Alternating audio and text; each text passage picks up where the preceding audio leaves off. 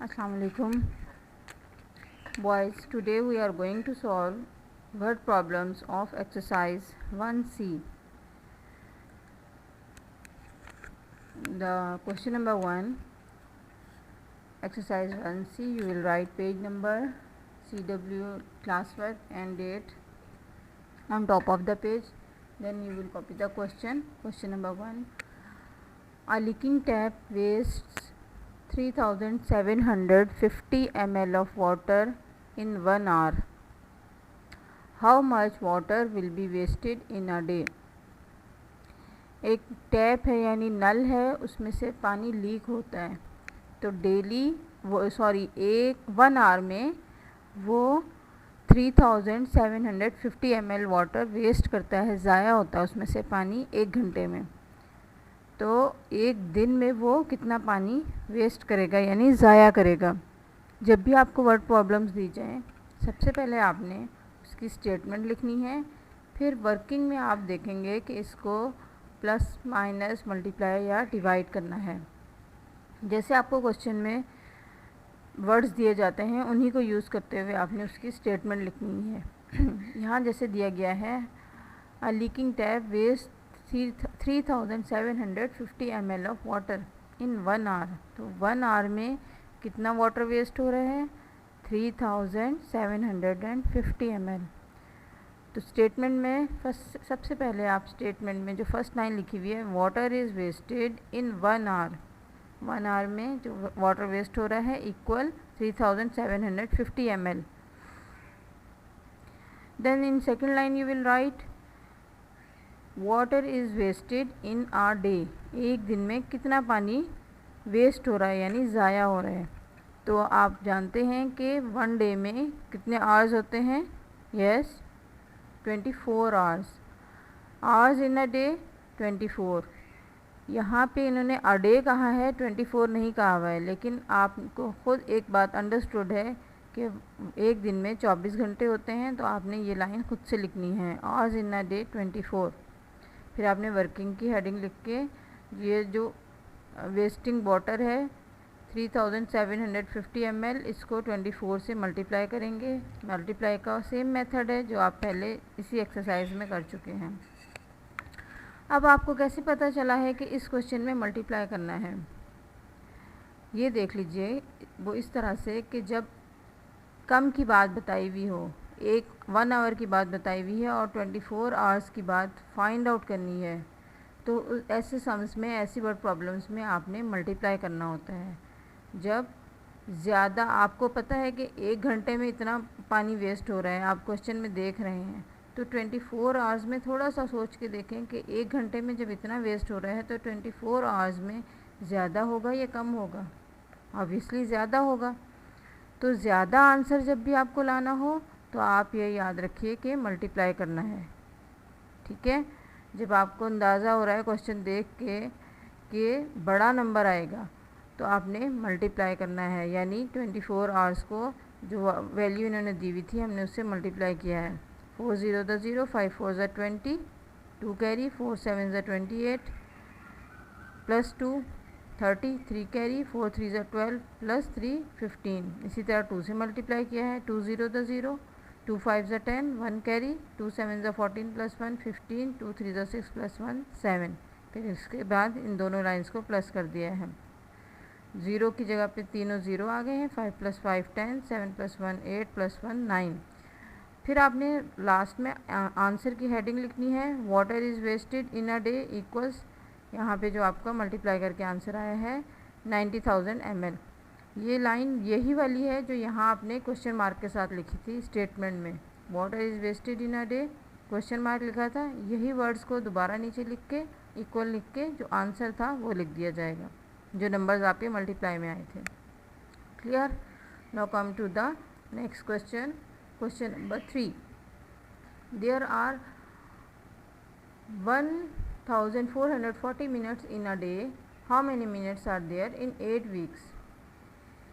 एक दिन में 1440 मिनट्स होते हैं, तो 8 वीक्स में कितने मिनट होंगे? यानी 8 वीक्स का मतलब है कि उसके पहले आपको डेज़ बनाने होंगे। 8 वीक्स में ज़्यादा मिनट्स होंगे या कम मिनट्स होंगे? अगर एक दिन के मिनट्स दिए हुए इन्होंने 1440 वन डे के, तो 8 वीक्स के ज़्यादा होंगे।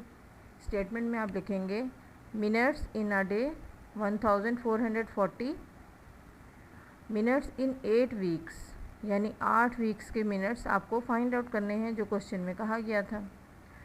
अब आपने उससे पहले, क्योंकि इन्होंने वन डे के मिनट्स बताए हैं, तो जो इन क्वेश्चन में पूछा गया है वीक्स में, इसको भी डेज़ में कन्वर्ट करेंगे। Days in 8 weeks, one week में कितने डेज़ होते हैं? 7। तो आपने 7 मल्टीप्लाई बाय 8 लिखना है। 7 8 ज़ा 56, यानी 8 वीक्स में 56 डेज़ हो गए। अब आपने जो वन डे के मिनट्स थे उसको 56 डेज से मल्टीप्लाई करना है। जो आंसर आएगा वो आपके मिनट्स इन 8 वीक्स होंगे। दोबारा देख लीजिए, जब एक दिन के मिनट्स दिए हुए हैं और 8 वीक्स के मिनट्स फाइंड आउट करने हैं, यानी हमारा ज़्यादा आंसर आना है, बड़ा नंबर आएगा, तो अब ऑब्वियसली आपने मल्टीप्लाई करना है। लेकिन यहाँ आपने 8 से मल्टीप्लाई नहीं करना है 1440 को। पहले ये वीक्स दिए हुए, इसके डेज़ बनाने हैं। डेज़ इन 8 वीक्स लिख के 7 से हमने 8 को मल्टीप्लाई किया है। क्यों 7 से मल्टीप्लाई किया है? क्योंकि वन वीक में 7 डेज़ होते हैं। 7 8 ज़ा 56। उसके बाद जो वन वीक के मिनट्स थे 1440, इसको 56 से मल्टीप्लाई किया है। मल्टीप्लाई का सेम रूल है।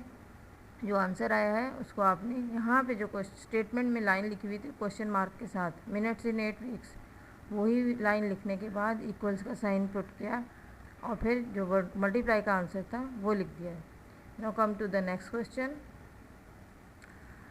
Question number 4, 30 children made 5280 paper bags, how many did each child make? 30 children ने पेपर बैग्स बनाए हैं, कितने? 5280। तो हर बच्चे ने कितने बनाए हैं?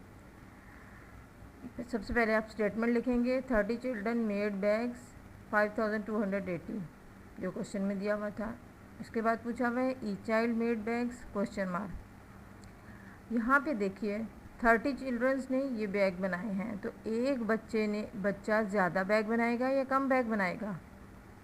ऑब्वियसली एक बच्चा कम बनाएगा। जब 30 ने इतने सारे बनाए हैं तो जो 1 का आंसर है, 1 चाइल्ड का, वो कम होगा। जब भी छोटा आंसर या कम आंसर आपको लगे कि कम आएगा, तो आपने वर्किंग में डिवाइड करना है। जो नंबर्स आपको दिए गए हैं उनको आपने डिवाइड करना है, यानी 5280 को 30 से डिवाइड करेंगे तो जो आंसर आएगा वो आपने स्टेटमेंट में जो क्वेश्चन मार्क के साथ लाइन थी उसके साथ उसमें लिख देंगे। Each child made 176 bags. Divide की रिवीजन देख लीजिए कैसे करेंगे। 5280 को 30 से डिवाइड करना है। जो बड़ा नंबर होता है वो डिविडेंड है और जो छोटा नंबर होगा वो डिवाइज़र है। 31 ज़ा 30, 2 -0 2, 5 - 3 2, 8 हमारा नीचे आ गया 228। 30 को हमने रफ वर्क में मल्टीप्लाई करके डिफरेंट नंबर से चेक किया है, तो 7 से 210 आ रहा है और 8 से 240 आ रहा है। तो हम 210 लिखेंगे 7 से मल्टीप्लाई करके। 37 ज़ा 210, 8 -0 8, 2 - 1 1, फिर 0 को नीचे ले आइए। तो 30 को 6 से मल्टीप्लाई किया तो 6 3 ज़ा 18, ठीक है। अब हमारा आंसर बना है 176। तो ईच चाइल्ड मेड 176 बैग्स, यानी हर बच्चे ने 176 बैग्स बनाए हैं, जबकि 30 चिल्ड्रंस ने 5280 बैग्स बनाए थे। Now come to the next question. Question number 7, 5 doctors travel from Karachi to Lahore to attend the conference. 5 doctors Karachi से लाहौर गए हैं कोई कॉन्फ्रेंस अटेंड करने। The total bill for their train tickets is ₹9675। जो उन्होंने ट्रेन के टिकट्स ख़रीदे हैं तो वो उसकी जो टोटल बिल बना है वो 9675 रुपीज़ है। How much does each doctor पे? हर डॉक्टर को कितने रुपीज़ देने पड़े हैं? यानी ये जो बिल बता रहे हैं टिकट्स का, ये 5 डॉक्टर्स का है। 5 टिकट उन्होंने ख़रीदे, तो यहाँ हमने स्टेटमेंट में लिखा है टोटल बिल फॉर 5 टिकट्स ₹9,675, यानी 5 डॉक्टर्स गए थे, 5 टिकट्स उन्होंने बाय किए, तो 5 टिकट्स का बिल जो था वो हमने फर्स्ट लाइन में लिख दिया। ईच डॉक्टर पे रुपीज़ क्वेश्चन मार्क, यानी 5 टिकट्स का बिल ये है, तो 1 टिकट का बिल ज़्यादा होगा या कम? ऑब्वियसली कम होगा। कम आंसर लाना है तो हमने डिवाइड करना है। 9,675 को 5 से डिवाइड किया तो ये आंसर हमारा आ रहा है 1,935। तो ईच डॉक्टर पे रुपीज़ 1,935 आपने ये लाइन आंसर में लिखनी है। यहाँ से स्टेटमेंट में जो आपने क्वेश्चन मार्क वाली लाइन होती है यही नीचे लिखनी है आंसर में, और जो आपको डिवाइड करके या वर्किंग में जो आंसर आता है वो यहाँ आंसर में लाजमी लिखना है। डिवाइड का सेम मेथड है। 5 1 ज़ा 5, 9 में से 5 माइनस किए 4, 6, 5 9 ज़ा 45, 6 में से 5 माइनस किए 1, 7 नीचे आ गया 17, 5 3 ज़ा 15, 7 माइनस 5 2, 5 ऊपर से हमारा नीचे आया, 5 5 ज़ा 25, माइनस करके रिमाइंडर 0, रिमाइंडर 0 आना ज़रूरी है। वर्ड प्रॉब्लम्स में हमेशा जो रिमाइंडर, कोई रिमाइंडर नहीं रहता है, रिमाइंडर हमेशा 0 होता है।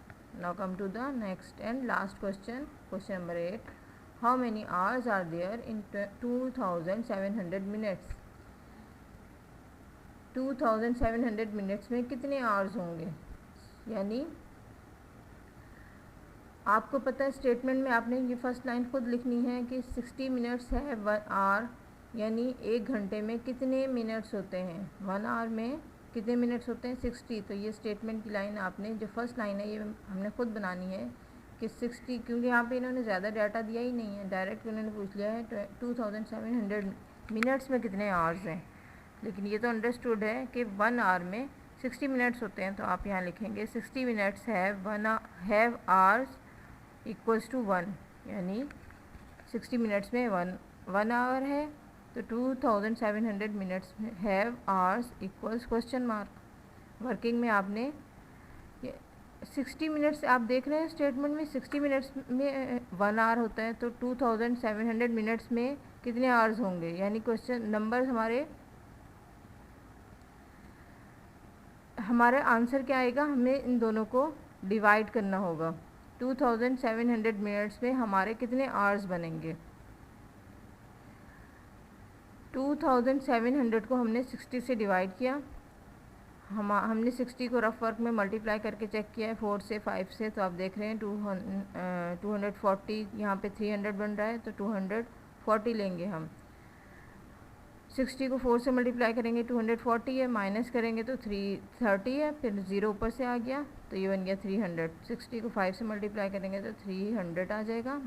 उसके बाद 0 में से 0 माइनस, 0 में से 0, देन 3 में से 3, रिमाइंडर हमारा 000 आ गया। आंसर में डिवाइड का आंसर बना है, ये क्वेश्चन बना है 45। तो आज जो स्टेटमेंट में हमने लाइन लिखी थी क्वेश्चन मार्क के साथ, 2700 मिनट्स हैव आवर्स, या 2700 मिनट्स हैव 45 आवर्स। ओके, यहाँ तक का आपका आज के वर्ड प्रॉब्लम्स कंप्लीट होते हैं।